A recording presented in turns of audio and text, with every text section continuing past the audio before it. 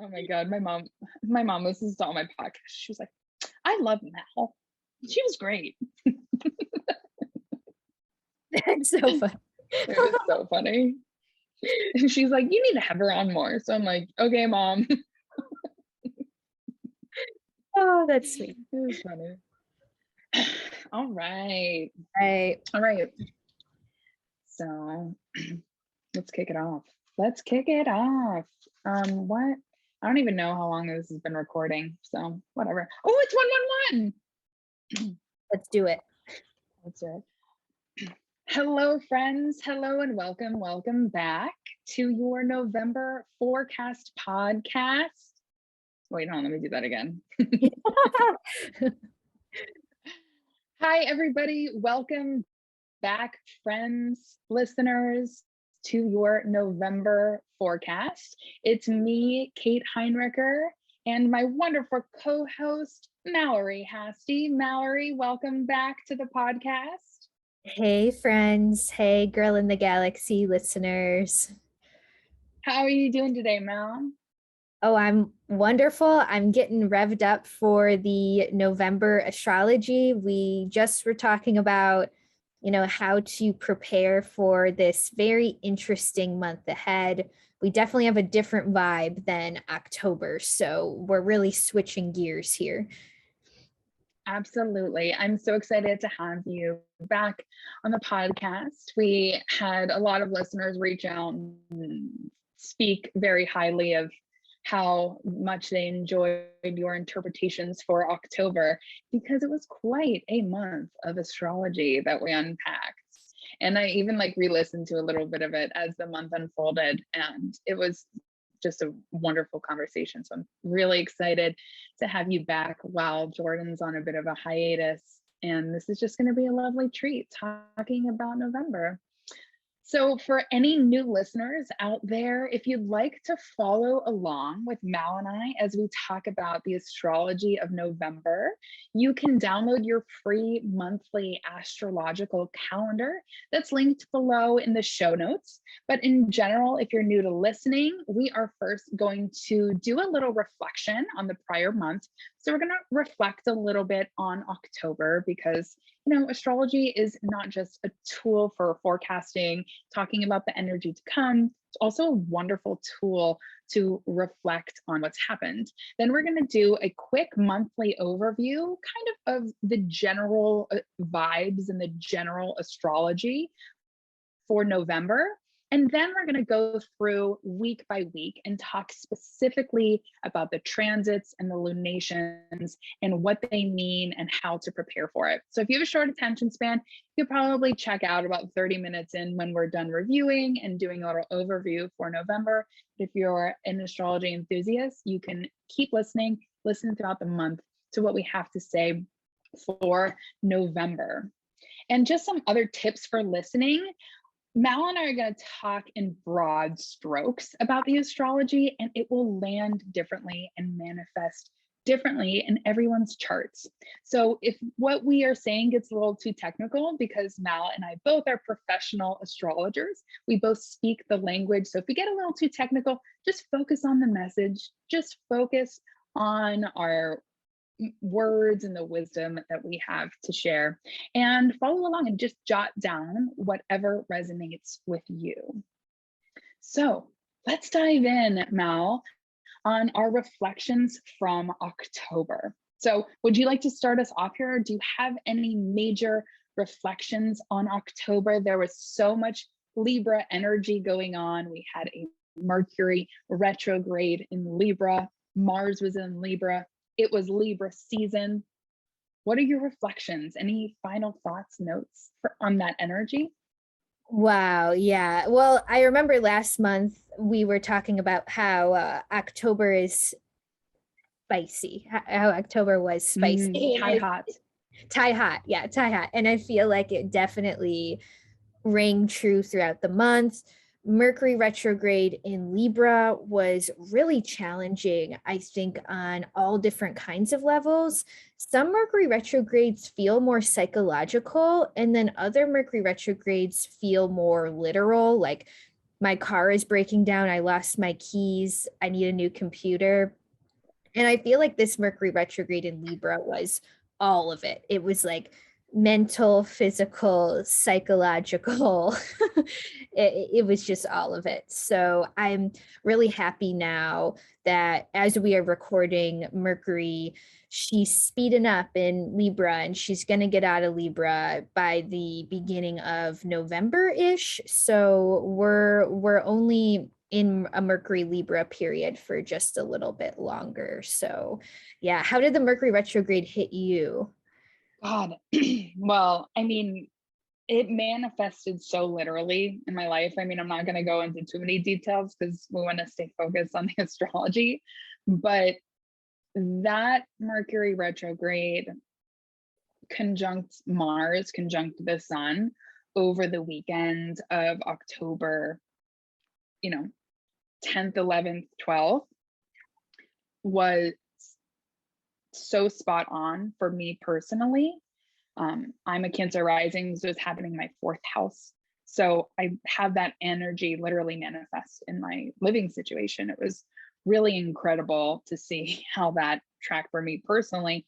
But also, I feel like on a more general level, October really was a moment to reflect on who we actually are and how we meet our own needs and how we fight for our own needs.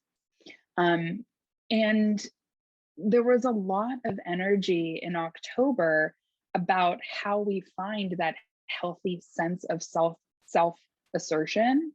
And I also feel like it was a really important moment for all of our relationships and for us to understand, who we authentically are through these relationships and through saying, this is what I am, and this is what I no longer am. And this is what I will tolerate, and this is what I will no longer tolerate. And it was about being, Libra fair, but also being firm, like finding balance and coming back into that balance, obviously is the essence of Libra.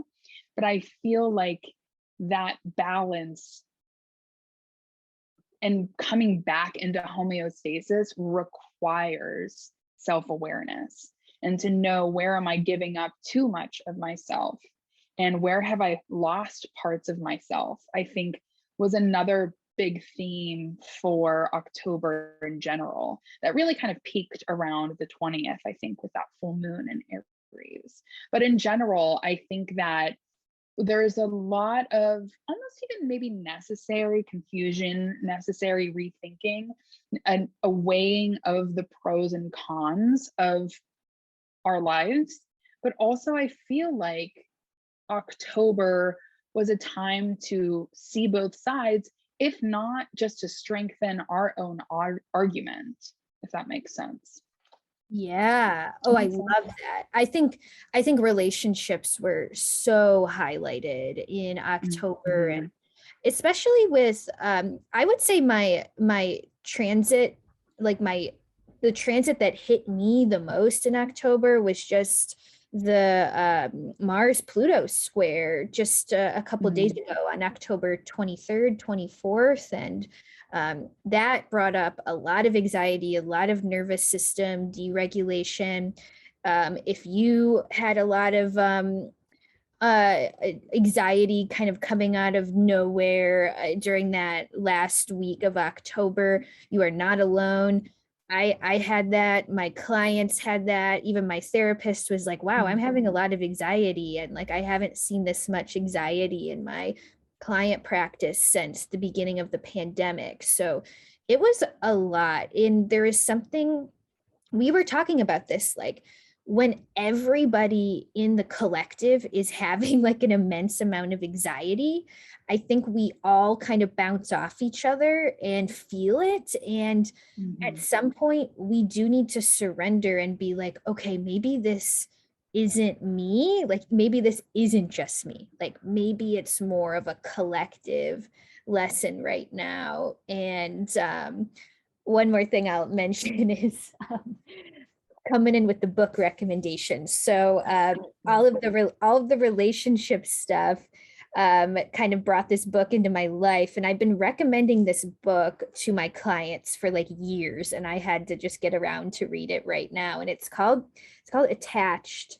The Science of Adult Attachment and How It Can Help You Find and Keep Love. And it's a book all about attachment trauma, about like, you know, if you're anxious attached or avoidantly attached or securely attached, all of that stuff. And I just had to shout that out intuitively because, you know, I think October, again, all of that relationship stuff, it's very possible that some of our attachment trauma might have been triggered, and we might need some support going into November. So I offer that book as a support there. Oh my gosh, that is the perfect book. I literally had those themes of attachment presenting themselves to me so potently all October. That is a wonderful recommendation. And we can link that in the show notes too. Yeah, definitely. I'll have it down in the YouTube show notes for sure. Perfect. Wonderful. So let's talk now about maybe overall month ahead vibes of November. Yeah. Okay. Would you like to kick us off with this? Do you have any general thoughts or feelings about the month of November, Mal? It's a big month. We're in Scorpio season. We're gonna start eclipse season. Venus retrograde is going to enter into its shadow period this month. What are your thoughts in general about November and the energy that we can expect? Well, first of all, can I just express a little bit, not an insecurity, but I feel like all astrologers, especially mundane astrologers like us who are reporting on astrological weather, I feel like we've been reporting on cloudy skies and thunderstorms for so long now that like it's almost like, are the people listening to this, like, do they think we're just making this up? Like, are we like, and I want to just say no, like we're not. The astrology of both 2020 and 2021 has just been a cluster of energy. So if you feel like we keep reporting on really interesting and kind of chaotic things, it's not made up. Like we're really just trying to give the best advice possible here. But I think November, there's a different challenge presented than October. I think October was a little bit more of like an explosive kind of challenge, like things that bubbled over really fast. If I'm going to give it a metaphor, it's like when you're cooking something on the stove and it just starts boiling over and you're like, shit, now it's all over my floor. And that's kind of the problem that presented itself in October.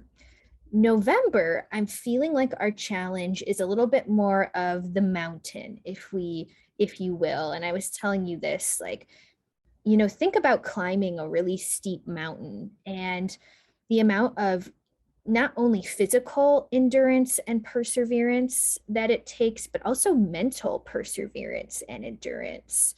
And I think climbing a mountain uphill, it's going to present a lot of resistance. But then there's a great reward when you actually get to the top of that mountain. And the climb down is a lot easier at the same time. So again, I don't think November is presenting us challenges that are just like purposeful lists, don't have a purpose. It's more like the challenges in November are making us better through trial and tribulation, if that makes sense. Yeah, absolutely. That does make a lot of sense. I feel similarly in that November, the astrology of November feels like a culmination point for a lot of the changes that 2021 has required of us. I feel like 2021, ever since the beginning of the year, especially in January, February, has presented this theme of necessary changes that are met with resistance, because that's the essence of the Saturn Uranus square that we've been working through all year.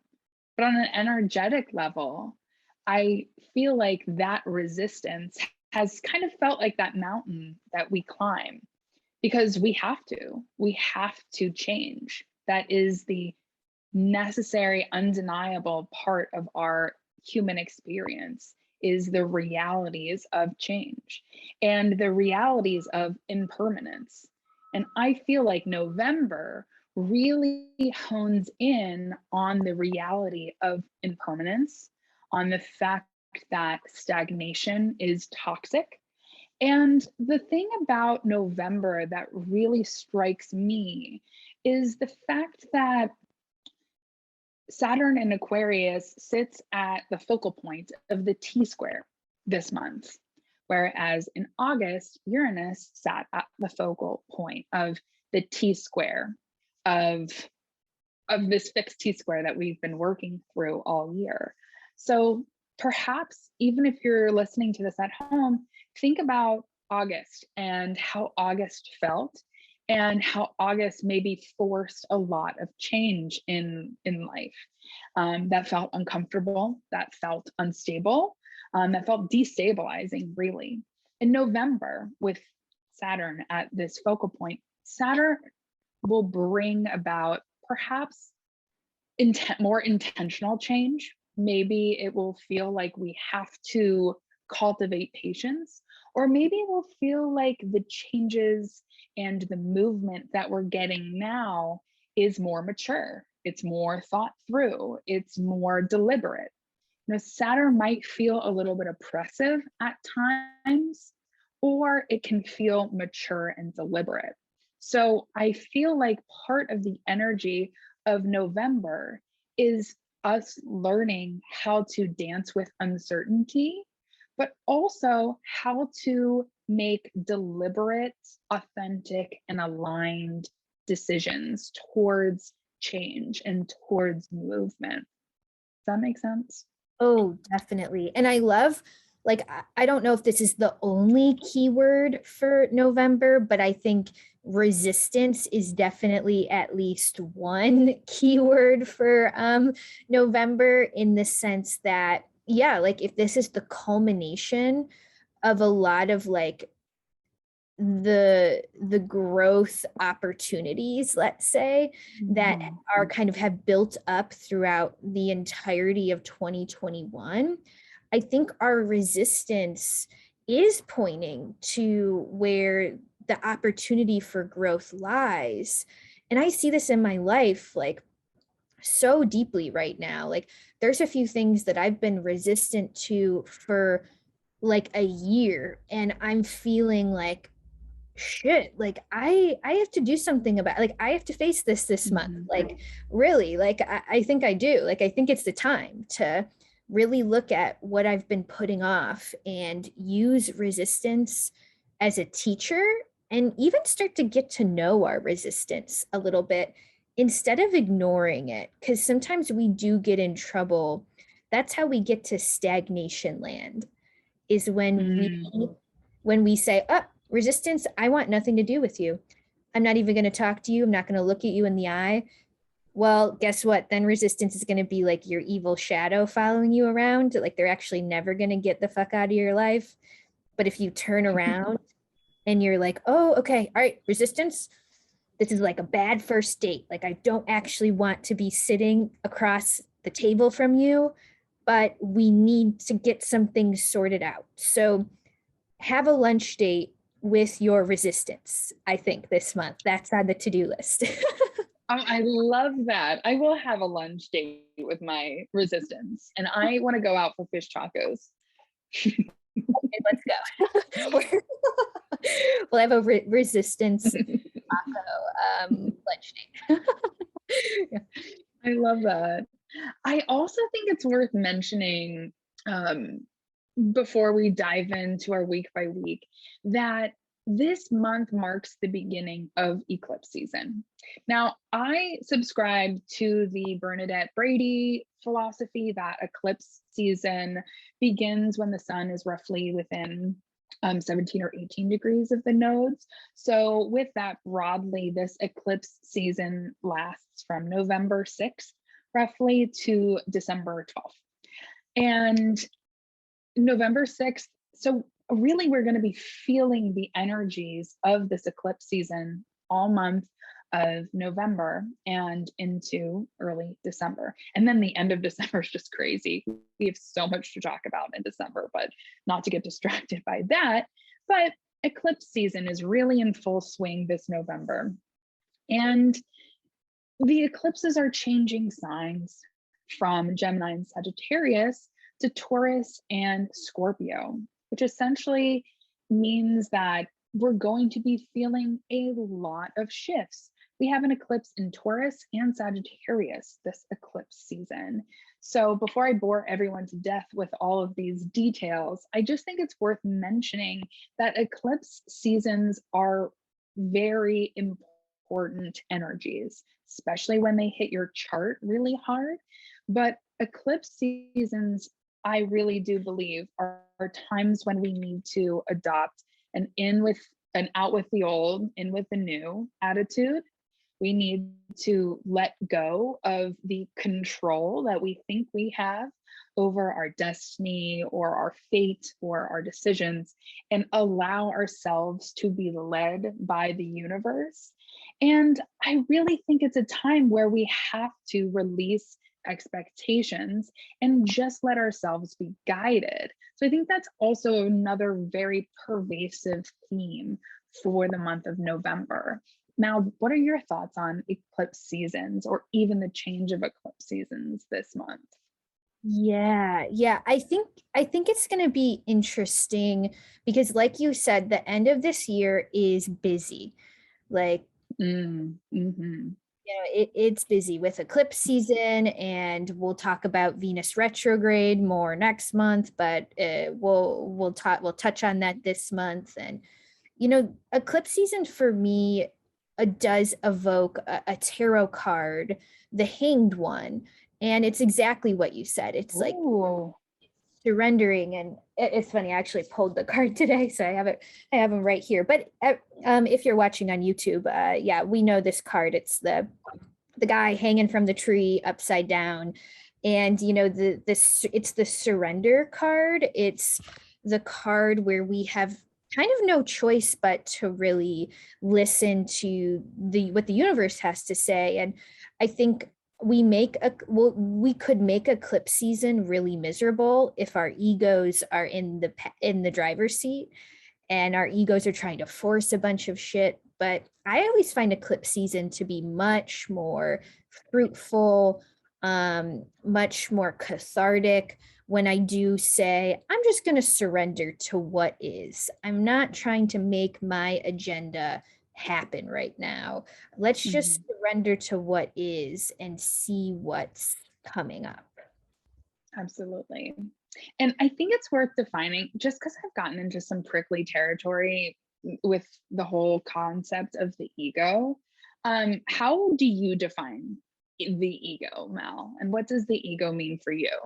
Just because I think like with some spiritual wellness influencers that term can get thrown around so much that it's like exhausting. So just so we can hammer it down and define it, so it's not a toxic thing. How do you define the ego, and what's like the antithesis of the ego in this context?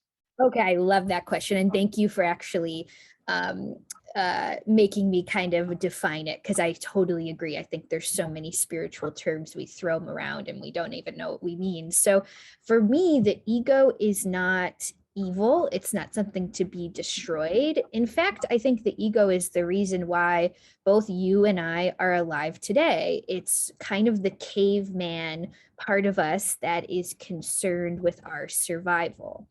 But on a more spiritual level, sometimes I think our concern with survival can turn into a lot of fear stories, right? So I think when I say the ego, sometimes I'm thinking about how our fear stories about our lives can sometimes take over and be in the driver's seat and take us away from what is the higher self, or the more high frequency way of moving through life.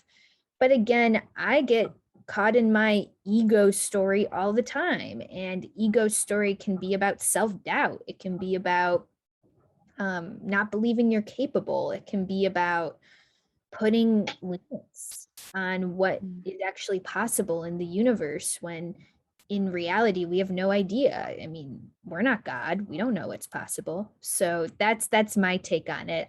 I'm assuming you have a similar take. Knowing you. I do. Yes, I do. I would, just to dovetail, I also think that the ego has to do with our agenda and our will that we impose. But I do think on the light side, the ego is our authenticity. And it is the way that we do things that nobody else can. When I think of the concept of ego, I think of the Mars and the Sun, which are these two, planets that have to do with our self-expression and how we impose our will on the world, which can be truly special. When we learn how to work with our ego, then we can create things that are authentic and unique and special. But the dark side there sometimes is that the will of our ego and the will of our soul are two separate entities at times. And the will of our ego can get caught up in fear stories, can get caught up in arrogance sometimes, and it can get caught up in our physical reality that says, I need to get X, Y, and Z done by this deadline, or I need to have this X accomplished by Y, or I need to have this done by that. So during eclipse season, it's like, release that. You don't have control right now. You're not driving. Your ego is not driving. Your soul is speaking. That's the nature of the nodes. That makes sense. I love that. And I love the Sun and Mars as like the different parts of that ego, and how like the Sun and Mars are what make us unique. So I love that, Kate. Yeah. Yeah, it's agency. It's our signature. It's literally, I think of the ego as our handwriting signature that is completely unique to us. It's our thumbprint, and that has, everything has a shine and a shadow.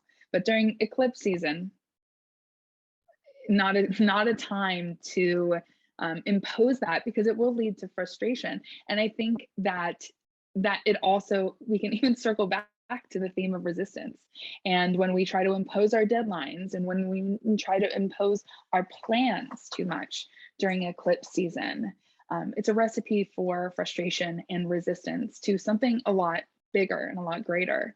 I always find with myself and with clients, eclipse seasons are some of the most potent times where we get a, whoa, I did not see that coming, or whoa, I did not know that the universe could deliver like that for me, in ways that are neutral. I mean, it's neither good nor bad. It depends on how we impose our beliefs onto the situation. But in general, eclipse seasons are those times where we can sometimes expect the unexpected, especially with this eclipse season and all the Uranian elements of this. I think this month in general is really important, is very Uranian, and it's a time to really expect the unexpected, and have things happen in our lives that we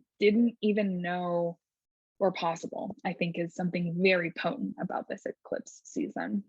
I'm feeling that too. I think we're with the Uranus, heavy Uranus energy. Uranus is kind of our main star of the show in November, whereas in October, I felt like Mars was a little bit more on the stage, but now we've got Uranus on the stage. And when Uranus is on the stage, we've got surprises. We can't quite predict what exactly is going to happen, but maybe that's a good sect into like just the first week of November, since Yes. yeah, since that new moon is Let's very Uranian. Oh God, that new moon is a doozy. So let's kick it off. Let's dive into week 1 of November, which I love it. It's very clean. Starts on November 1st through 2nd, starts on a Monday. So it's like very clean weeks in November. But the first week of November, the 1st and 2nd of November, we have Mercury trine Jupiter on the 1st, and then Mercury squares Pluto for the 3rd time on the 2nd of the month. So the 1st and 2nd of the month, we finally get the last pass of a lot of mercurial activity happening. Any thoughts on these first 2 days, Mel? Yeah, well, I think the fact that we have had this Mercury square Pluto, this is going to be the 3rd time we've experienced this in a short amount of time, and 3rd and last time in the realm of 2021. And I think Mercury is a planet of the mind. It's our mental patterns. And the fact that we have a final Mercury square Pluto and a Mercury trine Jupiter, that for me is like, I'm thinking in a new way, or that old thought pattern is no longer has its grip on me quite as much as it used to. Or maybe we even just have a little bit more juju to like face our fears. And I don't know, it could be a good day to just, it's the day after Halloween. Halloween is the witch's new year. It's Samhain. Great day to just like rip down your vision board and start fresh. And like, I mean, if you can leave up your vision board if you like it, but if you feel like I need new manifestations, I need new ideas, I need newness, doesn't mean it's all going to happen this month. Doesn't mean that like we need to plant every new seed now, but it never hurts to just kind of draw out your vision and kind of see what happens. I would say there's something there on the first few days of November. I love that. I love that. That's very true. I love the ripping down the manifestation board. I feel that intuitively, because I think these first days of November are a very acute ending to the dynamics of October. So it's a very, very potent wrap up. Like whatever happened in your life in October, the book is closed. You've learned what you needed to learn.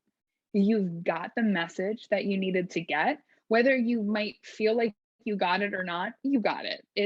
This is the time where that final, oh, this is what my lessons of October were about. This is what the lessons of October were trying to teach me. That is extremely potent in the astrology of the 1st and 2nd of November. And I feel like, the Pluto square has brought forward the energy of how do I find my voice in the face of a power struggle, or in the face of weird, funky, uncomfortable power dynamics. And it would be my hope that to anyone out there listening to this, that these first 2 days of October are a wonderful time to take back your own power and to understand how you use your language in relationships, to stand your ground and to carve out boundaries of what you are willing to do in relationships and what you're willing to concede and what you're not. And I think that these first 2 days are a really potent time to kind of integrate and digest a lot of those relational dynamics that October really demanded from us. Ooh, yeah. That makes sense. Oh, that hits me. Like, just because you're sexually attracted to someone doesn't mean they're good for you. Just because you have physical connection doesn't mean they're good for you. Just because you think they're cute doesn't mean they're good for you. And, you know, some of that stuff with October's relationship shakeups, I could see these first days of November kind of being like the dating coach. Like, let's get real. Like, if you really want it, do you really want to enter into this relationship cycle again, or did you learn the lesson in October? Like, there's something. Yeah, exactly. Totally. And then the end of this week, let's talk about, towards the end of this first week, we have quite the new moon in Scorpio on Thursday, November 4th. I mean, this is a unearthing new moon, to say the least. The planet Uranus is exactly opposite the sun and the moon in Scorpio. Uranus and Taurus will be exactly opposite this new moon in Scorpio. Now, what are your thoughts on this new moon? It's a lot. Well, I think it's worth, like, just even in a simple way, like kind of talking about Uranus in general as a planet, Mhm. and like what Uranus is really doing. And I did pull a quote from one of my favorite books on the outer planets is called The Gods of Change, Pain, Crisis, and the Transits of Uranus, Neptune, and Pluto. And that's by Howard Sass-Fortas. And I'll put that in the show notes here. But I just wanted to read this little snippet of what Howard says about Uranus. And I think it really relates to this new moon. So he says here, Uranus is a planet. The intention is to put us in touch with unexplored parts of our nature, where for the sake of safety or security, we have become set in our ways. Uranus signals that we are ready to break out of routines and patterns which are too rigid or limiting. And I especially love his point about this planet being about revolution, freedom, surprise, breaking through. Like the idea that this new moon could put us in touch with an unexplored part of who we are. Ooh, that's juicy. That feels really juicy there. So good. Yeah. How do you feel about Uranus as a planet? Are you a fan? Well, I just want to acknowledge that that's the perfect quote, and that is beautifully said. And I absolutely love that. It puts us in touch with unexplored parts of ourselves. Also, because the nature of Scorpio is getting extremely deep. I think of the energy of Scorpio as the water, it's a fixed water sign. So it is the water at the bottom of a well that is deeply penetrating down to the deepest, darkest parts of ourselves. So with Uranus in Taurus, exactly opposite this new moon in Scorpio, that is the perfect quote. It is about unearthing and seeing and experiencing these hidden parts of ourselves that we didn't know were there, either perhaps because we didn't want to look at them for our own sake of self-preservation, or because we have been stuck in a rut. I said this in the last part of, I'll get to your question about Uranus in a second, but I said this in the October forecast as well, that Scorpio has these dual natures to it almost.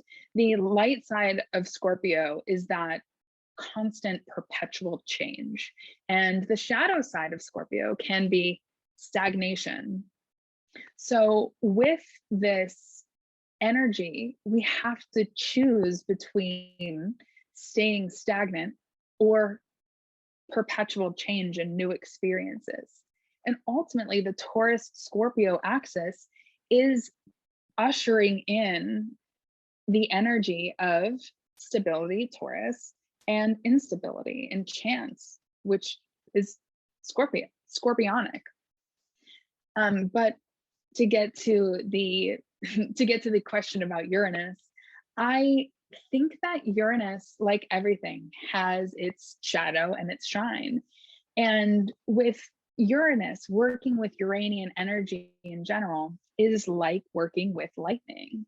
It is the energy that can jolt us into action, that can inspire us in ways that we've never thought of before. It's revolutionary by nature. And that is the shine, obviously, of Uranian energy, that spark, that lightning bolt that ignites us. But then the shadowy part of that is that it can burn us, it can burn us out. It can be too much energy. It can feel like you're just trying to charge your cell phone, but instead of just plugging it into a charging cord, you throw it into a power plant and it just burns you.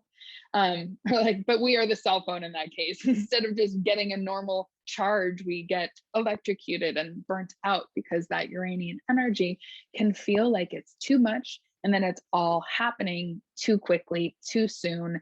We don't have the capacity to hold space for that influx of energy that Uranus can bring into our experiences. So there's the kind of dual nature to it that is so potent in our experience in November. But in general, I think that this new moon is the time, it's not necessarily a time to manifest stability. Or if there is any energy work that's going on with this new moon, it's not the greatest time to manifest or to set the intentions towards consistency or safety, security, stability, but it is a time to set intentions to manifest necessary changes that happen in our life, so we can work with the energy of Uranus in a way that ignites us and that doesn't necessarily burn us out. Does that make sense? Yeah. And one other thing with Uranus is that Uranus, it can sometimes be called like the brotherhood, sisterhood planet. And I think there's something about like what really motivates us to change, or like what really motivates us to try, exerting a new part of ourselves, or becoming a better person, or going to therapy, or whatever it is. Some of that is about like personal development, and usually personal development starts out as a personal thing. Like, I want to make myself better. Like, I'm going to be sober or whatever because I know that this substance is holding me back from facing my fear, whatever it is. But I do find that, after we kind of embark on that personal development path for a while, we start to kind of feel like, this isn't just about me. Like, me healing myself is also about helping others and being of service to others and healing these ancestral wounds and all of that stuff. So I think this new moon is also kind of like, you may not see it now, but the ways you are changing or being challenged to change probably have more to do with the collective than you might think right now. Yeah, absolutely. And I do feel like we are really seeing this energy of the challenges that come with necessary changes manifesting collectively all over the place. I mean, we don't have to get into that now, but there are a lot of necessary changes that are required to continue operating in a functioning society that are being met in every level with a hell of a lot of resistance. Yeah. And I did really fast example that's coming to mind of just Uranian energy is our generation's van life movement, like get a van and start vlogging your life living out of a van.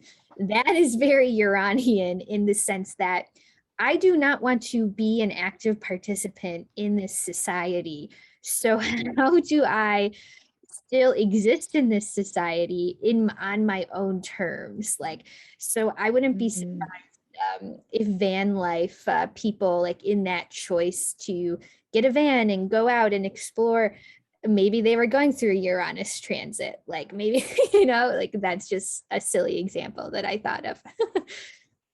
Well, yeah, but actually my mom sent me this art, shout out, thanks Stacy, sent me this article the other day of how the great resignation of 2021 has actually spurred this whole new cohort of solopreneurs and solo entrepreneurs and freelancers who have decided to work for themselves as opposed to continue to work within the constraints of our normal capitalist structure. So I feel like that is absolutely true, and it has trickled down and manifested in 2021 in a lot of different ways.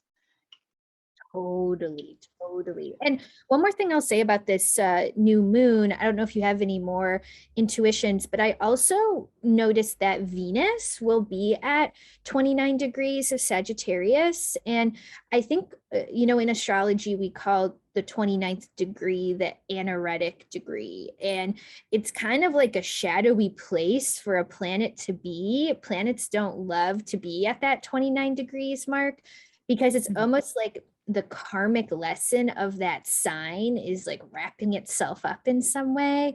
So I'm kind of looking at this new moon like, okay, we got Venus at the 29th degree. We've got this new moon exactly opposing Uranus. Like there's something here. Like there's something going on. Well, just also to speak to the 29th degree aspect of this, the insurrection literally happened on the Capitol on January 6th when Mars was at 29 degrees of Aries, and it was subdued as soon as Mars moved into Taurus. Yep. So that's absolutely true. Yeah, like I don't want to cause anybody anxiety, but I wouldn't be surprised to see something on the news, not so drastic as like an insurrection at the Capitol building, but I wouldn't be surprised to see some kind of major headline on this day of the new moon. Absolutely. And actually for both of these new moon or for both of the lunations in November, they're pretty potent. And I mean, we can talk about the full moon later and how Adele will be dropping her album literally on this full moon eclipse, which we will talk about in a second. But yeah, I think that you've covered a lot of, I don't know if I have much more to say about this Scorpio new moon, other than just to ask you if you have any ritual suggestions or ideas for anybody listening out there who's a witchy person who likes to do activities on the new and full moons. Ooh, well, Scorpio kind of reminds me of like the process of recycling, which I know sounds really weird, but like, or the process of composting.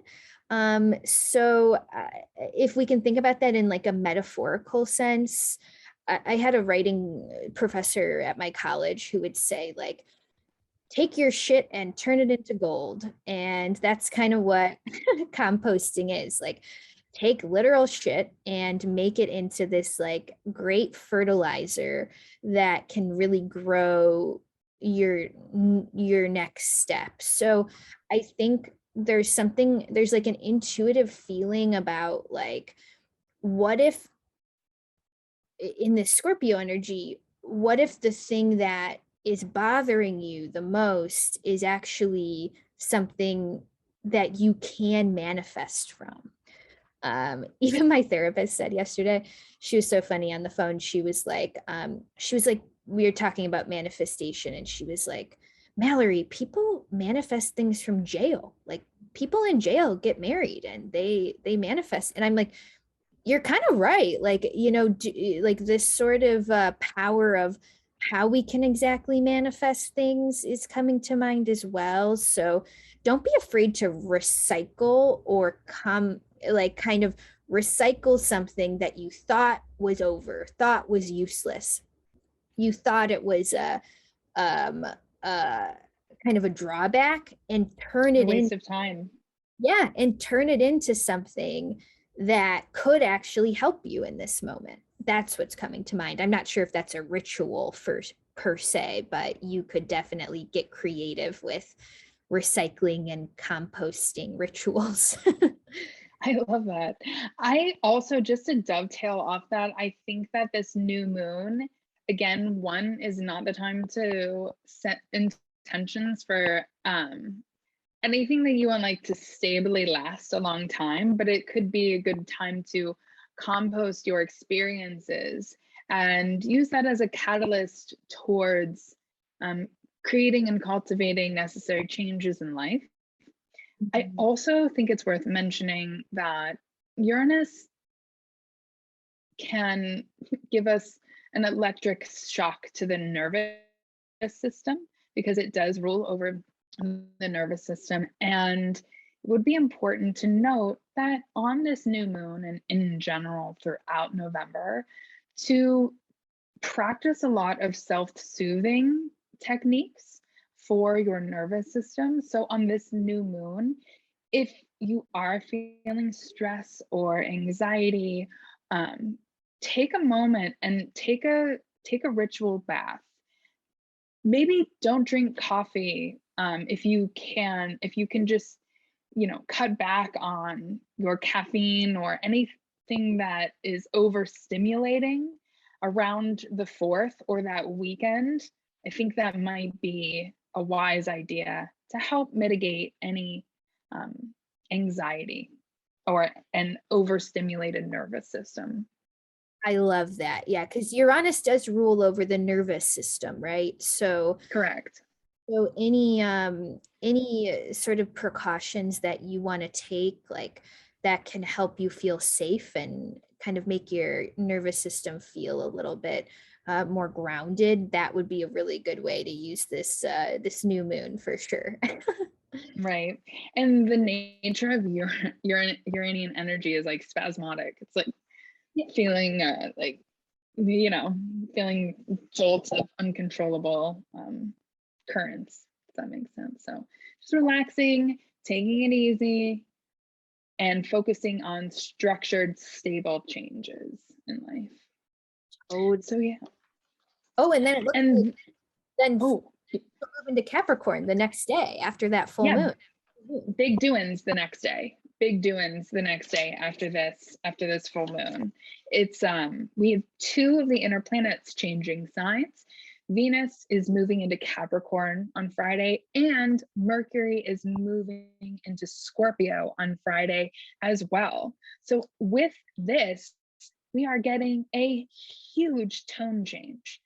So I think November will feel incredibly different than October. It's a new turning page. It's a new time. And we're really going to feel that very strongly Thursday, Friday, the first weekend of November when these planets change signs. Now, what are your initial thoughts, opinions on these two transits?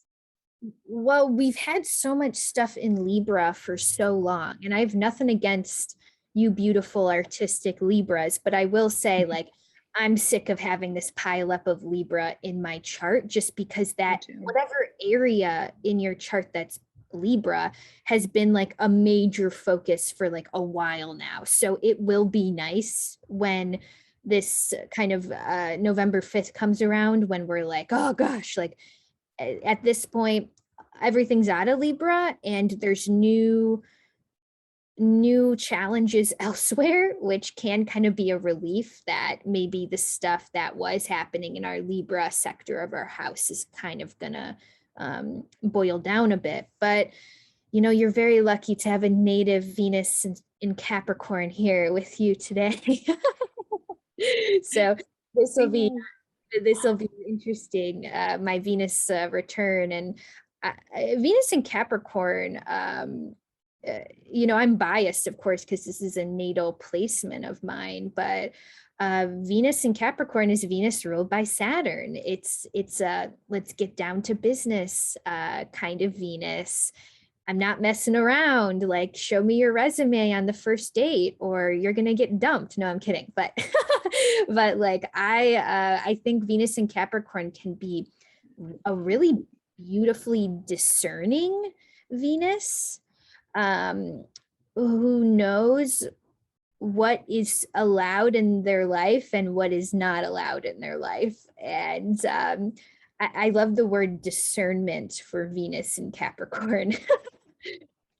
Yes, absolutely. I love Venus and Capricorn is show me your resume on the first date type of energy. I think it's worth mentioning that you and my other or our other friend and co-host Jordan also has Venus and Capricorn, which so I'm excited to hear both of your thoughts on the Venus retrograde next month.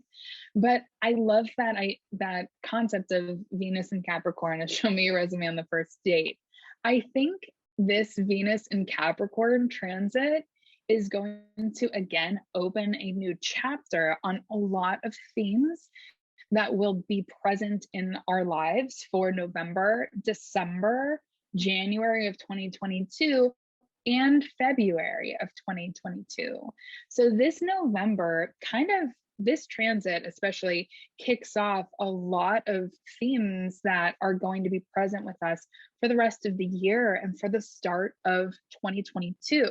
So for anybody listening, just pay attention to what comes up in your life, and what new themes are starting to present themselves in your life around this period of time. You can look to where Capricorn falls in your chart for more information on where that is happening. So if you're an Aries or Aries rising, Capricorn is going to fall in your 10th house. If you're Taurus, it's going to be your 9th house.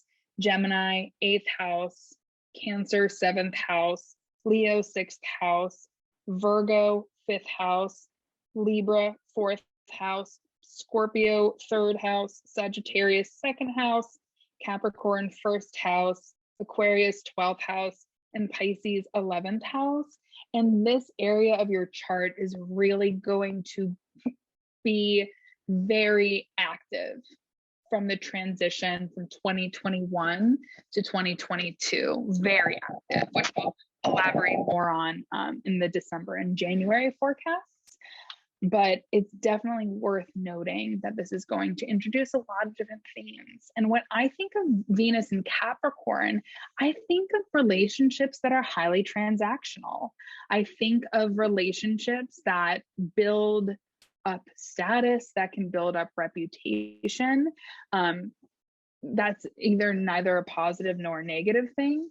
But with Venus and Capricorn, I do get the feeling of like transactional, professional energy that speaks to our ability to build structures, to build systems, and to build relationships that are mutually beneficial, and also kind of focus on something that is greater than oneself.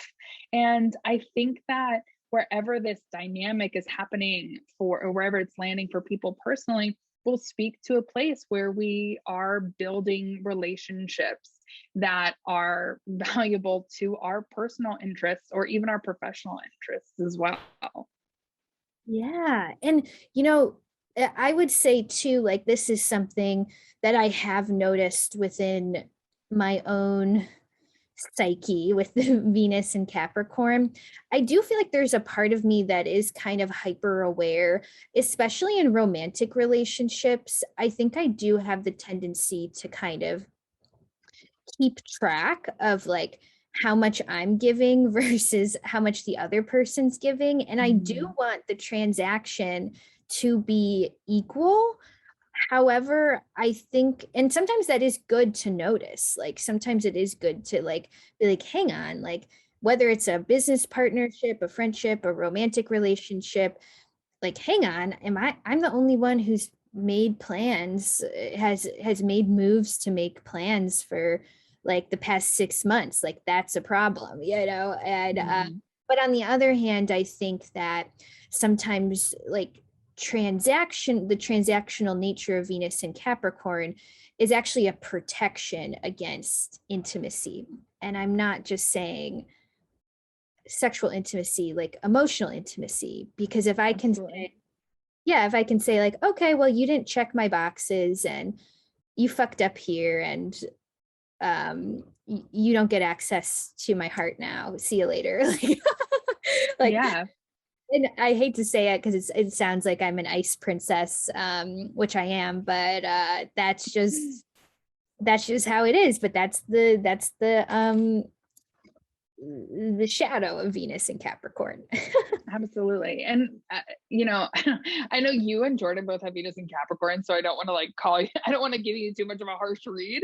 It's not, both of you guys, she has her Venus conjunct Neptune and you have your Venus conjunct Uranus. So there's definitely a lot of modifications here. But I also think that part of the shadow of Venus in Capricorn is one, it can be too overly transactional, and two, as a protection against, you know, fear of intimacy, to like Ice Queen, but it also can be really opportunistic, which also, again, neither good nor bad. But I think that this transit is going to be a time to build relationships and maybe be a little bit opportunistic about how you build relationships and being conscious of who you form bonds with. And if those bonds are really helping your bottom line, whatever your bottom line is, it doesn't have to be financial. It can be emotional, it can be relational, it can be whatever it needs to be. It can be educational. Like, is this relationship actually serving my goals? Is this relationship actually helping me work my way to the top of the mountain type of energy? And that, I think, is going to be a very pervasive theme for the next 4 months. Totally. But also with Venus moving into Capricorn and Mercury moving into Scorpio on the same day, I get this energy with Mercury in Scorpio and Venus in Capricorn of, there's a very potent tone change that's either like that's almost overly strategic, if that makes sense. That's like overthinks every single thing about how we operate in relationships, and saying, well, and being almost overly strategic about the relationships you build, to the point where you're just like paranoid and weird and being oddly selective about what you reveal to other people. Don't do that. You don't have to do that. That's not real. Oh my God, totally. And to give another spin on this, Venus in Capricorn, very 50 Shades of Grey, like very 50 Shades. And with Mercury and Scorpio, like this could kind of be sexy, like if you and your partner are, stable, like, and right. you're like, I don't know, like in the mood for experimentation or like whatever, or like some power dynamics that you want to play out. I don't know. I think this could be sexy in the right ways. And it could be quite obsessive in other ways, in unhealthy ways. So are you going to be like 50 Shades of Grey sexy, or are we going more like Bella and Edward, like codependent, obsessive vibes, if that makes sense? Absolutely. Yeah, that is one energy, is being obsessive, especially with Mars also in Scorpio. There is a lot of deep and intense emotional bonds that come up, that might be feeling. There's just a lot of deepness, a lot of intensity to the energy of this month, especially when Mercury moves into Scorpio, for sure. I also feel like Mercury in Scorpio gives me big oversharing information sometimes. It's these two poles of you may feel like you want to share nothing and be weirdly, oddly strategic and paranoid about what you share and why. And then there's that other Mercury in Scorpio energy that's like, oh my God, I didn't need to know all of this. So I think it's very important for the month of November just to be conscious of finding balance of what you say and what you don't, but not in a way that's paranoid, but in a way that's protecting yourself and your interests. Now I said that. Now I'm like, I can imagine all the Mercury and Scorpios and all the Scorpios out there who are like, what is that supposed to mean? What do I do? How dare you not call me mysterious? Like, and it's funny though, because I like what you said there, because it does kind of take us into the second week of November, because Mercury will conjunct Mars on November 10th, and have those like obsessive qualities of Mercury in Scorpio, and then Mars in Scorpio kind of being the landlord or the daddy of Mercury in Scorpio. Like Mercury in Scorpio is answering to that Mars in Scorpio. So in a way, I feel like this, in some people's lives, this could manifest, not for everybody, but for some people, this could be manipulation, being manipulated by another person, or sometimes when we feel insecure, we unconsciously manipulate situations. It might not. Yes. It might not be in like I'm gonna like ruin this person's life, but even for me, I feel like I've manipulated situations in the way that like unconsciously wanting to control things. And my favorite example is my relationship with electional astrology, which is pretty darn unhealthy, but I keep doing it anyways, which is like finding the perfect time to do shit for me can get really manipulative and ego-centered, so that's what I'll say about the shadow of a Mercury Mars conjunction. What are you feeling with this second week? It's kind of, I would say it's the hardest week of the month. Yeah, I agree with that. I think that this week has the ability, the second week of November has the potential to raise a lot of those neurotic tendencies of Scorpio, to think too much, to obsess over things. But there is a quality inherent in that helps us come to the core understanding of an issue, of whatever is presented to us. And for anybody listening, if you could look at where Scorpio lands in your chart, that will say more of where you might be obsessively concerned, or what area of life you might be obsessively concerned with at that point in time. And I think that the positive aspect of this week is that it helps us understand a core, like a deep fundamental understanding of some part of our lives, of some issue in our lives, of some topic in our lives that has been front of mind, or that has come to the surface, especially around that new moon. The second week, especially around that Wednesday, is going to be a time where we come to a deep understanding of something. We might feel a little hasty. We might feel the need to want to punch the gas, but that same day that Mercury and Mars come together, which helps give us this deep understanding, it's also the same day that they are in an exact square to Saturn.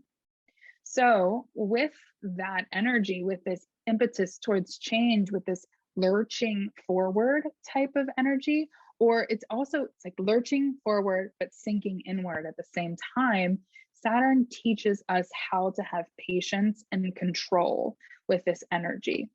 So I feel a lot of the second week is teaching us patience and control of ourselves. Does that make sense? Yes. Yeah, it's it reminds me that like something one of my astrologers, Cameron Allen, he once told me in a session, he was like, understanding breeds peace and understanding breeds compassion. And on this Wednesday, the 10th, Mercury and Mars will be at 7 degrees Scorpio, and Saturn will be at 7 degrees Aquarius, and the moon at some point will also be joined Saturn at 7 degrees Aquarius. So the fact that this square even has the moon involved, there's emotion here, and there might be some frustration with understanding someone and where they're coming from. And oh gosh, when people act from a wounded place, it can be really hard to find compassion for them. And it can be really hard to find compassion for ourselves too, especially when we're feeling triggered. So I think you're onto something here, like the opportunity to really understand the core of a behavior of ours, it's there. And going back to the kind of resistance theme of November in general, Mars Saturn squares bring up resistance for sure. And I'm wondering, like, if there's going to be a little bit of a struggle this second week of November, trying to figure out, is this external resistance or is this internal resistance? Is there actually an external obstacle in my way that is saying you need to stop and slow down? Or is the thing that's saying stop, slow down, don't do it, is that part of my internal monologue that's trying to keep me to stay the same? So I don't know, there's something here with, like, is the red light or the fork in the road, is that a mental thing or is that an actual physical thing in front of you? How do you feel about that? Oh, I absolutely love that. I think back to the last time Mars and Saturn were square was at the end of 2020, when during the election, when we had to tediously like count through a ton of votes, and it just took forever. And there is this energy with that Mars Saturn square that teaches us anything that's worth doing is worth doing right. And I think that just to dovetail off of that theme of resistance, it's important to understand that resisting is one thing, but taking the extra time to make sure that it's perfect before you do it is another. But not to get caught up in that paralysis of perfection and understanding also is important. Like, are you paralyzed, or are you resisting because you're caught up in this idea that it's not good enough or that it needs to be better, and just being comfortable with delayed expectations, but also acknowledging that same resistance also is very important, if that makes sense. But I do love that internal and external resistance. It's very, very true. Totally, Kate. And honestly, in my own personal life, like, that's been a big question for me. Like, I'm like, am I not moving forward because the universe is like, no, not yet? Or is that no, not yet coming from a place of fear? And it's like it's this interesting back and forth. Mm-hmm. The good news is I think by the end of November, we'll have our answer. But it's just the frustration of that second week. And then Mercury will oppose Uranus on November 13th. So I don't know, that can be insight. That can be like a sudden revelation when Mercury and Uranus get together. I don't know how you typically. I think it's like a sudden revelation that has the potential to stress us out. If that makes sense.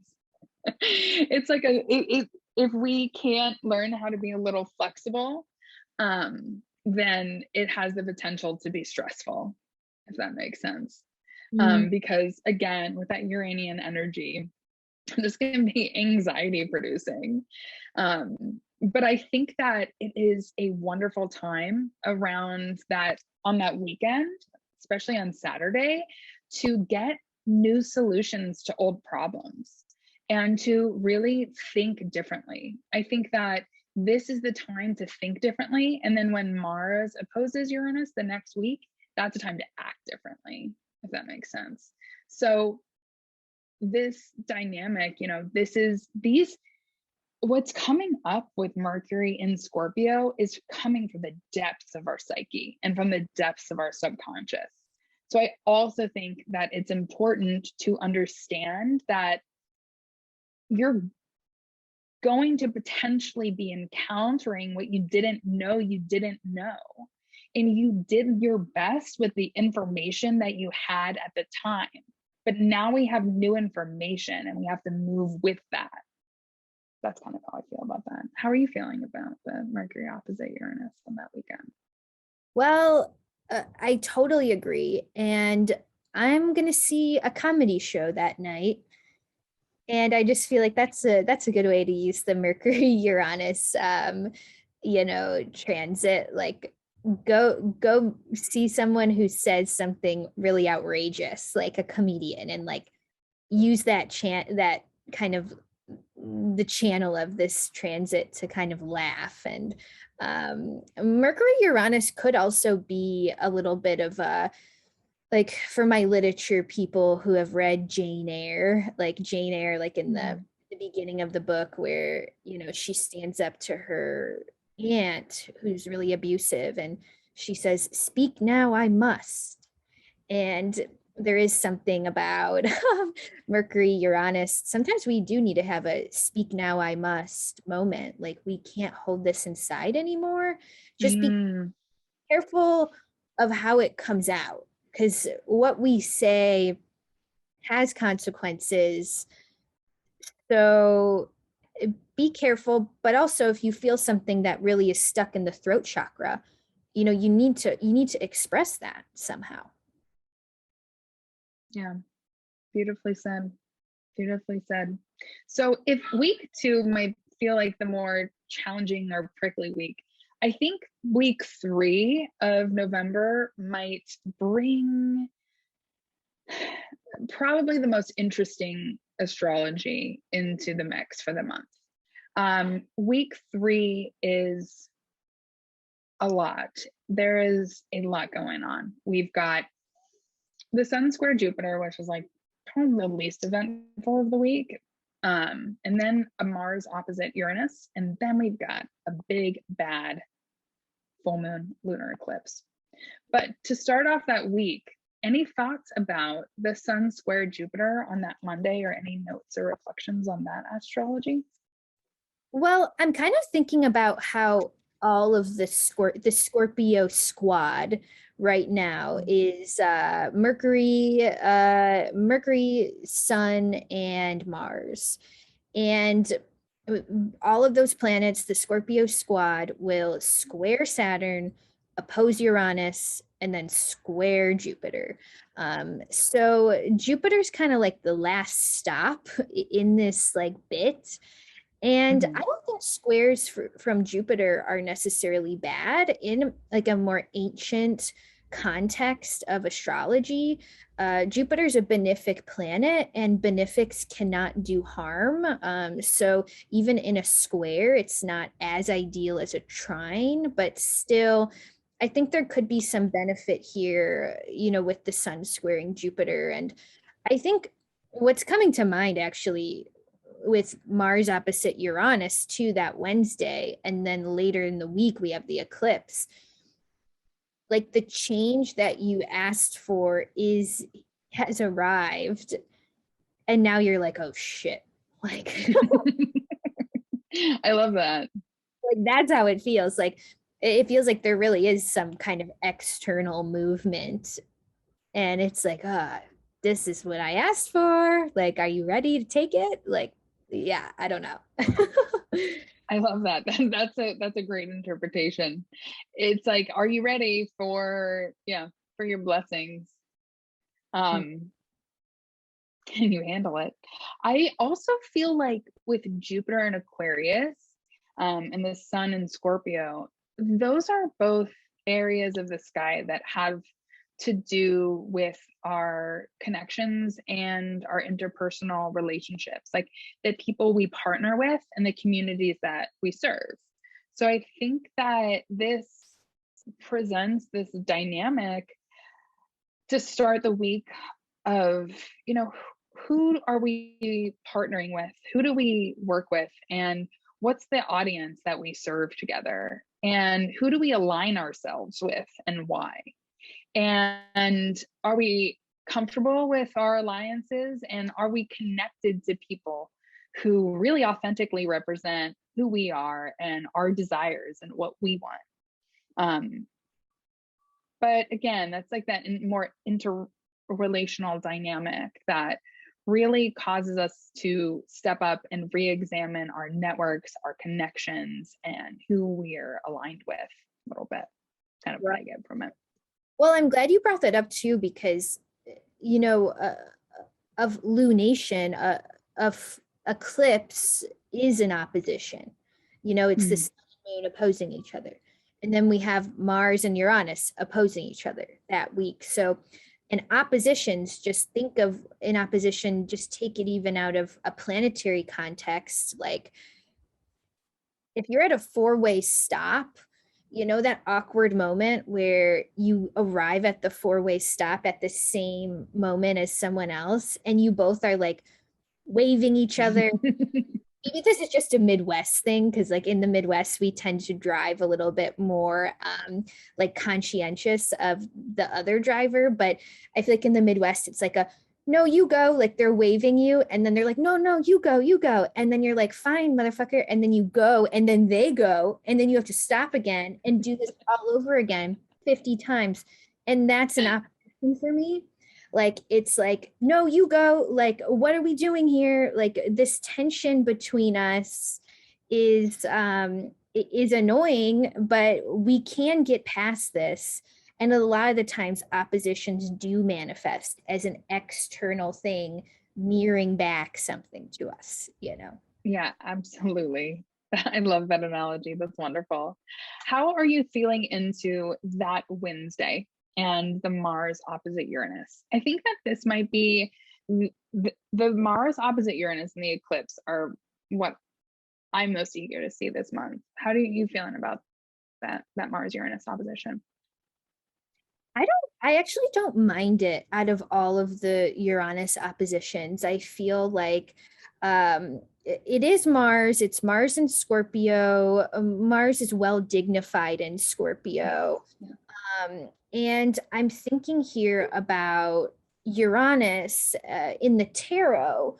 Uranus shows up as the Fool. And the Fool is the first card of the major arcana, and the Fool is kind of the starting over, kind of, and also the forgetting, like the sacred forgetting. When our souls choose to reincarnate to Earth, I think we kind of know what we're getting into when we're coming down to Earth, but once we get to Earth, we totally forget, and we have to relearn a lot of stuff, and we have to start repeating old karmic patterns and kind of have those light bulb moments of like, oh gosh, like, oh, I'm repeating this, I'm here to break this, and we slowly remember. So I don't know, if you could forget all your failures, you could take a magic pill that would make you forget all your failures. Would you say yes to this new challenge? Or is all of the baggage from your past failures keeping you from saying yes and making a change now? Like, what would you be choosing if you could forget? Because that's the Fool. The Fool forgets in some way, and the Fool is Uranus. So I love that. That's wonderful, especially with the idea also of Scorpio inherently having to do with karmic baggage. I absolutely find that Scorpio is that sign of, ruminating in the past, in the way that Cancer favors nostalgia. Scorpio also holds on, clings to things. And I love that Uranian element of learning to forget the past and forge anew forge the new way, forge new energy. I also noted for this specific astrology that this is a moment of breaking patterns. I think if November has to do with these changes and movement and Uranian energy, then around the 17th is really the time where that theme of toxic stagnation really comes up again. And you're right, if we can forget about the baggage that holds us back, we have the opportunity to break those patterns and release them and move towards something that is new and fresh, but also in a deliberate way. Oh yeah, I love that. Yeah, because I think, you know, the things that hurt us and the traumas that we experience, like they make like literal like psychological imprint, like, you know, into our brains. Like they create neural pathways. And I think something Uranian is like changing the neural pathway. And as someone who does exposure therapy for certain situations that mental health situations that I have experienced, like, you know, I have a lot of experience with exposing myself to things that freak me out and just like having to do it. And like, this is going to scare the shit out of me, but I just need to do it because the other choice is to sit in the soup of the fear, or you could move forward with the fear anyways. The fear is going to be with you regardless, so you might as well move forward. And Mars Uranus opposition might be the gumption and the grit to just be like, all right, fear, like, let's go, like, we're going, like, I don't care anymore, like, I'm scared as shit, but we're going. Absolutely. And Uranian energy also, especially in evolutionary astrology, has to do with trauma, especially past life trauma about,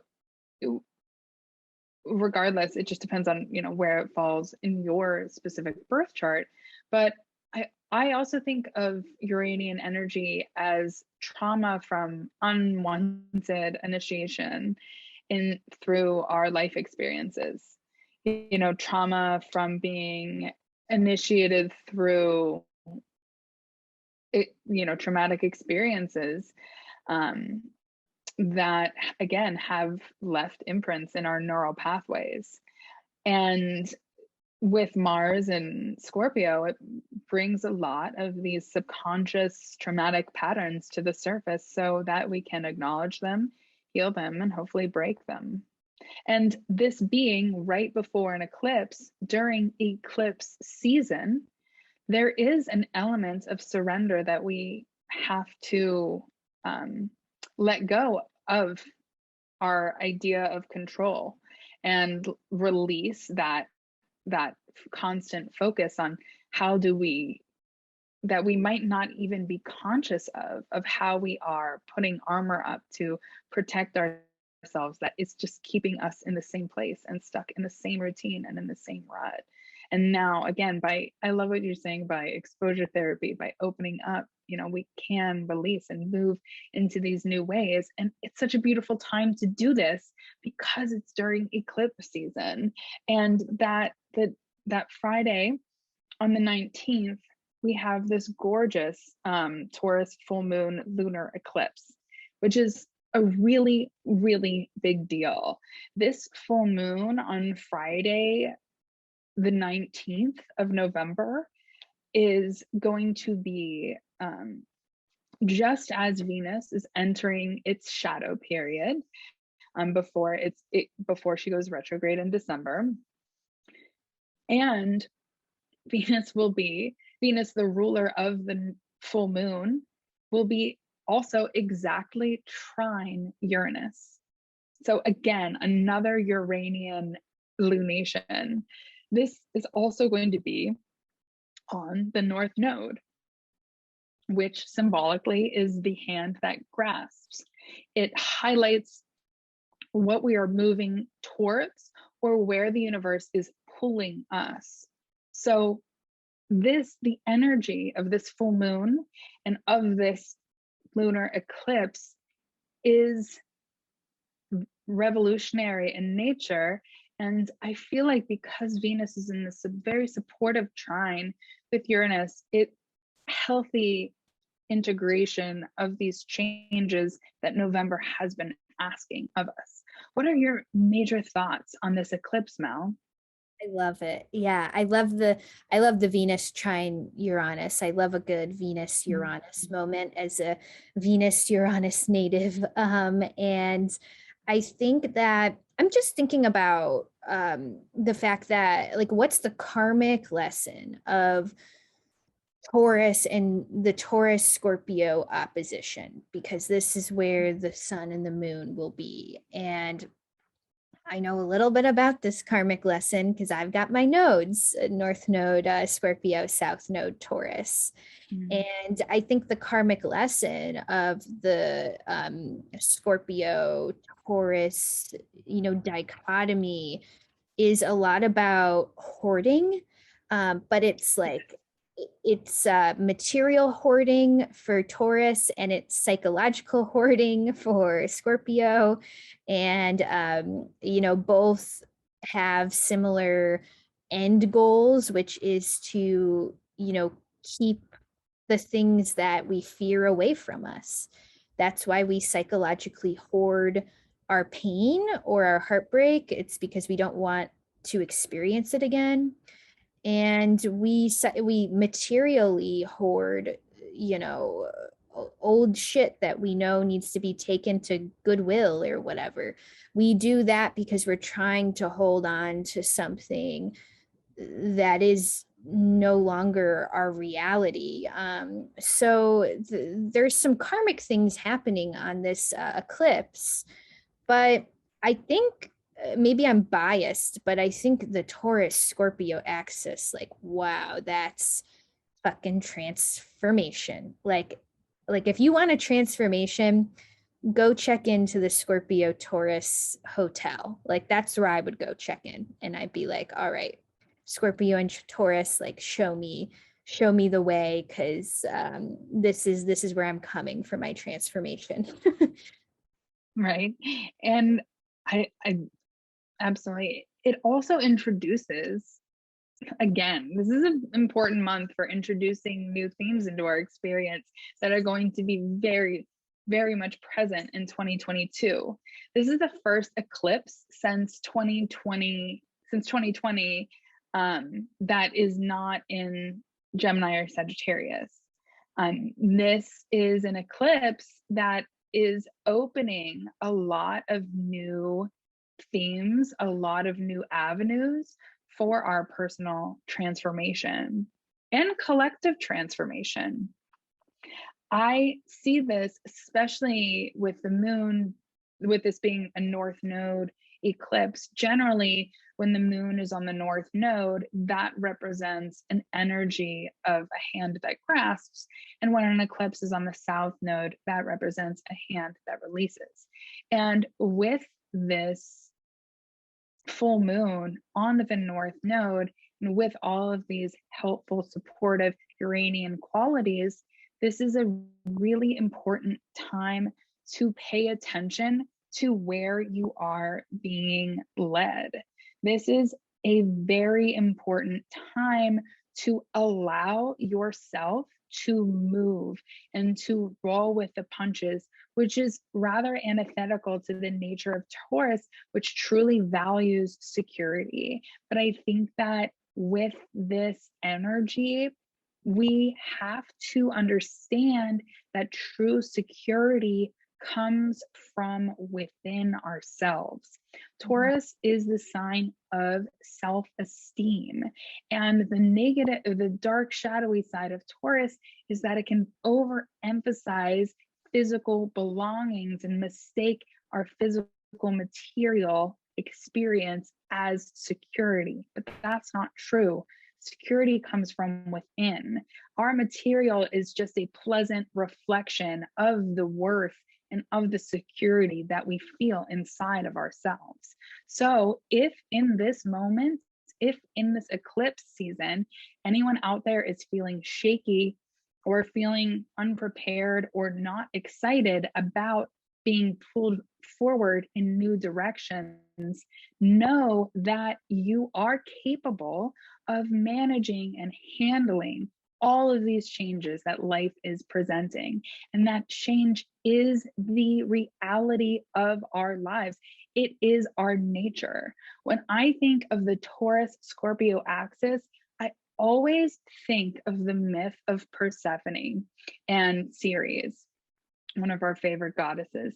And the Ceres, that story of Ceres and Persephone, of Ceres, the goddess of agriculture and of motherhood and of feeding the earth, has her daughter stolen away from her and taken down to the underworld. And in doing so, we get the seasons. Ceres was devastated that her daughter was gone and was like, I'm going to let all of humanity starve. And then the earth produced no crops. But then she struck a deal with Zeus and Hades and got her daughter back in the springtime. And that's where we get the seasons. And I really think that Ceres and the Taurus Scorpio axis teaches us that nothing is permanent, and that change and that the seasons are the nature of our reality.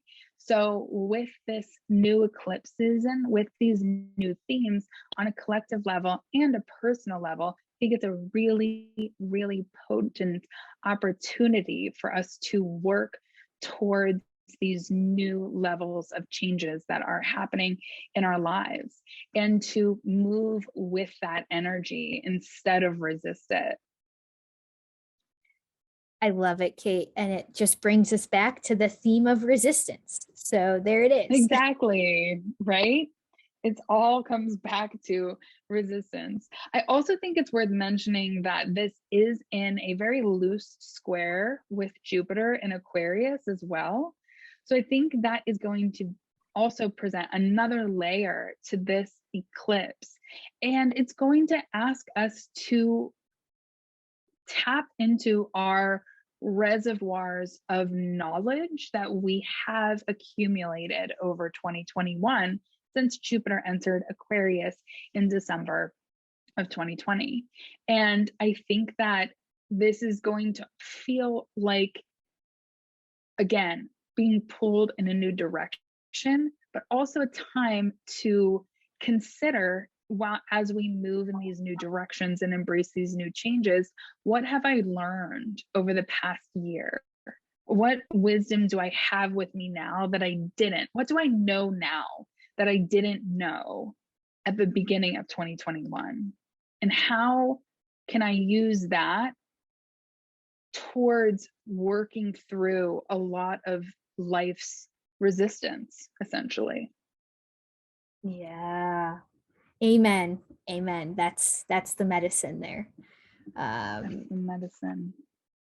And kind of as we wind down the month, what do we got? We got Sagittarius season. That's Sunday right after the eclipse.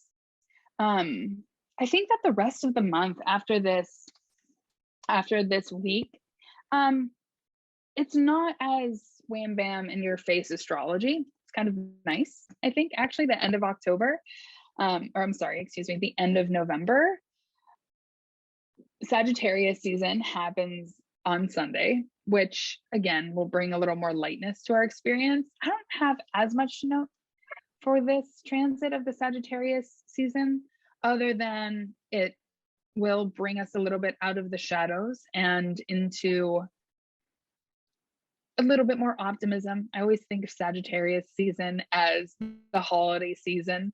You know, it's like that jovial time when everyone's playing Christmas music and shopping, and everybody's excited and feeling happy that there's almost winter break coming up. And this Sagittarius season has has an eclipse in it.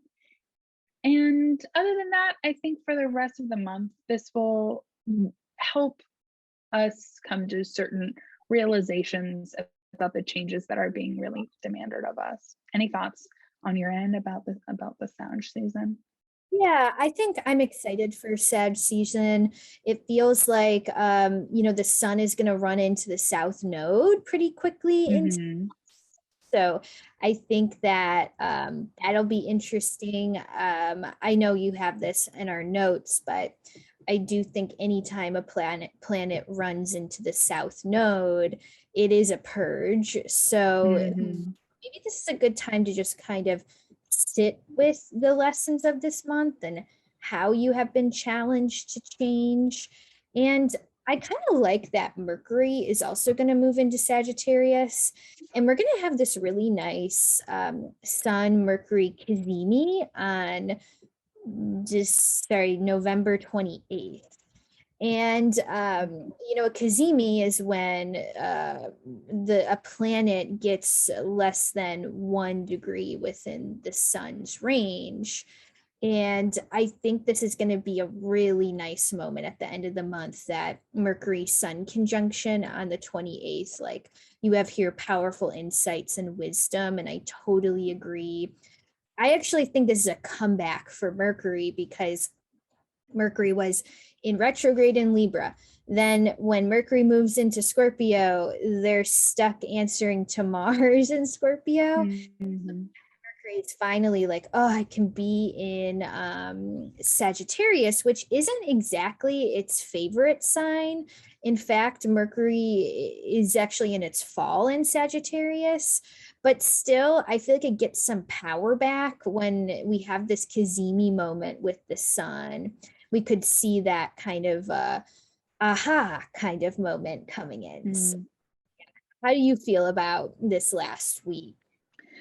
So if I had to think about a phrase to describe this last week, it would be out with the old.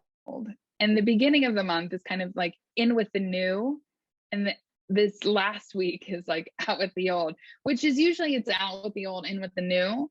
But I kind of feel like that's reversed here in this last week. Like, we are given a lot of new information, a lot of pulls in new directions, especially that third week of November. But the fourth week, the final week of November, is a time where we can really purge a lot of our limiting beliefs.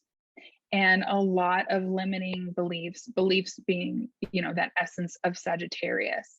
It's a time where we are purging these limiting beliefs to make room for the new. And it's kind of that time to clean house and to consider, what do I believe about myself that's inhibiting my growth in any way? Because, again, examining the resistance, maybe this is a time of understanding the beliefs that we hold close to us that are causing this resistance as well. That Sagittarius energy is like, what do you believe and why? And is that still serving you? I think is the most potent energy for this last week of November, because the beginning of December, we get a big eclipse on that south node. And that is really like a really powerful toilet flush of old, stale, gross beliefs that do not align anymore with who we are and how we need to move forward. Right. You know what that makes me think of, Kate? Like what you just said, maybe a nice wrapping up point is that what planet rules Sagittarius? Jupiter. And Jupiter's been struggling for a few years. Jupiter was struggling in Capricorn, and now he's okay in Aquarius, but still Capricorn and Aquarius, they're the Saturn ruled signs. So Jupiter in a Saturn ruled sign, we're talking about how to expand within limitation. Expand completely how they typically would, which actually sometimes can be a good thing.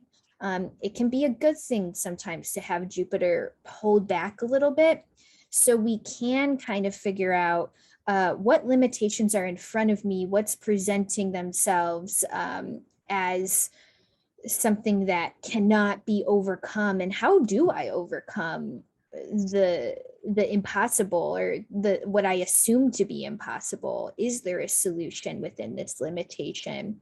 And that might be something that Sagittarius season brings up as a whole, because again, the ruler of Sagittarius season is Jupiter, who's in Saturn sign. So yeah, that feels like maybe the theme coming in here at the end of the month.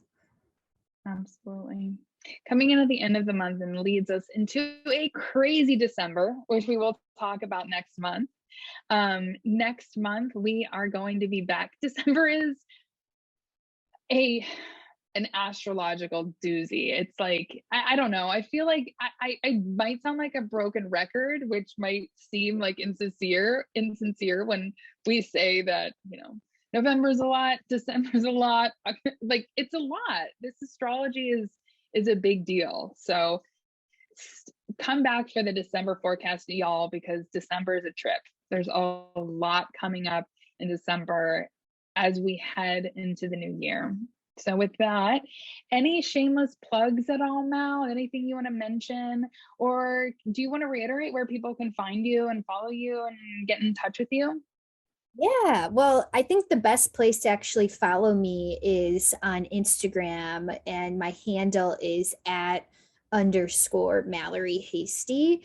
And every Sunday morning at 10 a.m. Central Time, I go live on Instagram and I do my weekly service. It's called Witch Church. So it's kind of like you're coming to church, only it's not at all like the church you grew up going to, and we kind of have a weekly sermon. So if you're wanting a good way to start off your week, I know a lot of people have found benefits to coming and kind of collaborating within the Witch Church community. And then my other plug is I am trying to grow my YouTube channel right now, and Yay! YouTube channel is Mallory Hasty Astrology. So if you could give me a subscribe, and this recording will be on YouTube. So I'll be putting that up there, and you can watch some other videos there as well if you feel so inclined. So subscribe to me on YouTube. Yay, thanks, Mal. Love having you on. It's the best. I'm so happy to have you on. Oh, and connect with another fellow Cancer rising astrologer. It's just lovely. Shameless plug for myself. I'm working on the astrology of 2022, your cosmic guide to the year ahead. So stay with me on that, folks. That will be up for sale in December, but this is my third year doing a year ahead workshop, and this is by far probably my favorite one and the most user-friendly year ahead workshop that I've ever designed. And there's going to be a lot more coming there with that release, but just for anybody, if you're interested in doing a year ahead workshop, or you want to know more specifically what 2022 has in store for you, I've got you covered. There's a lot more to come in that arena. And also, I just wanted to mention that we've gotten such great feedback about this podcast from my friends and in real life and my Instagram community. So if you really enjoy these and you get a lot out of this, please leave us a couple stars and drop some kind words into the podcast review. It would really mean the world to us, to Mal and I. We want to know how this is hitting with you, and other people want to know too. So this podcast can make its way to different people and help them and share this wisdom as well. So I thought that was definitely worth mentioning before we signed off here. Amazing. Thanks for collabing with me, Cancer rising buddy. Love it. Love it. Well, thank you, Mal, and thank you to everybody out there who's listening. Take care, everybody. And just remember, eclipse season, take those hands off the wheel and let the universe do her thing. Amen. Bye.